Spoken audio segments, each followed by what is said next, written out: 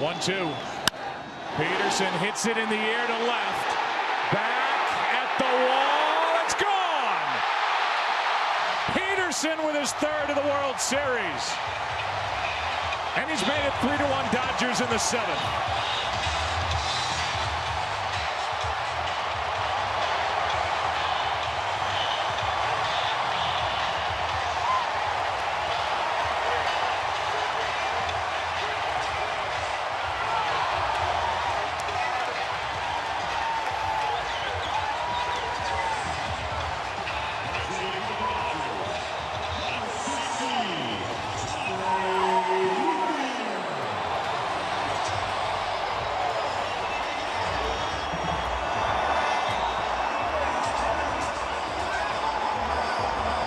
I'd say he's fired up.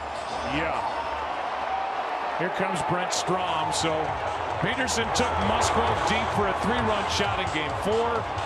And he goes opposite field here. This ball carried a mile. Impressive. Just watching Gonzalez and reacting the way he did. And Pederson has been unreal for the Dodgers this World Series. Another opposite field homer. And a young lady who's disappointed in the guy with the glove. Wow. Make a catch. Come on.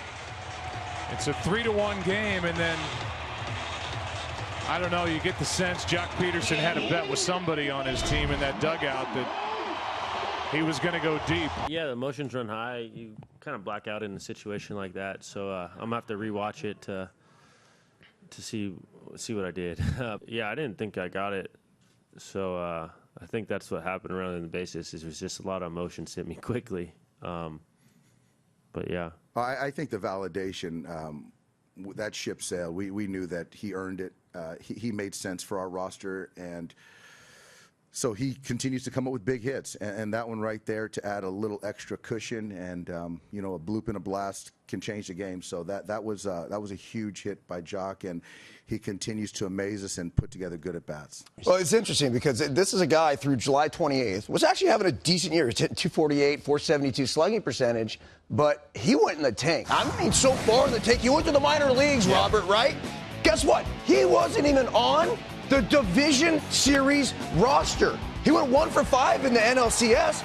Now here he is tonight with this Oppo Taco-licious in Dodger Stadium, put him up 3-1, give him that incredibly valuable insurance run, and then he goes ahead and celebrates himself around the bases. Go ahead, young man. Wants to talk a little trash to Justin Turner, says, pay me.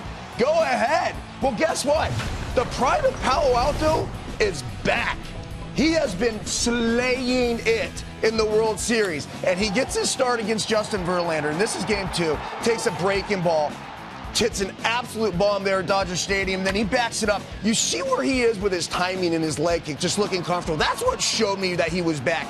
That double that he hit to left center field and then comes in hot. He's got an energy that he brings to the table each and every single night, especially when he's playing well. That's a tough pitch. I would have told you the hole in Joc Pederson's swing is up and in. Well, guess what? He gets to that. That was against Musgrove. And then he gets Peacock. He should have been running on this one and standing at third base, but so what? You have to understand, then he comes back here tonight. This is interesting because watch this. That's a fastball right down the middle. When you are upset visually and you show people that you're upset, when you miss a pitch like that, you know you're locked in, right? And then sure enough, he comes up, his last at bat, and he hits a big homer. If the Dodgers win tomorrow night, Joc Pederson's going to have a say in it. He is somebody that I would not be surprised if he ends up being a World Series hero in Game 7. He doesn't seem to be fazed by the moment, and he's one of those guys that he's so streaky. But guess what? When his hot streak is going, ride him. And you know, you look at Justin Turner, how dominant he was in the LCS. He hasn't really had the signature game. I mean, he did homer earlier in the series, but Joc Pederson has been that consistent offensive force. I'm wondering what other MVP candidates. I mean, granted, they need to win the series, but Who do you kind of keep your eye on as maybe an MVP contender should the Dodgers be fortunate enough to win tomorrow night? Well, it'd be interesting to see what happens tomorrow night. Right. Who's that will have a long coming out of the bullpen say, right. and whatnot, and who ends up getting the big hit. I mean, Chris Taylor's a guy that he just seems to be in the middle of everything. The depth of both of these teams is what makes them both great.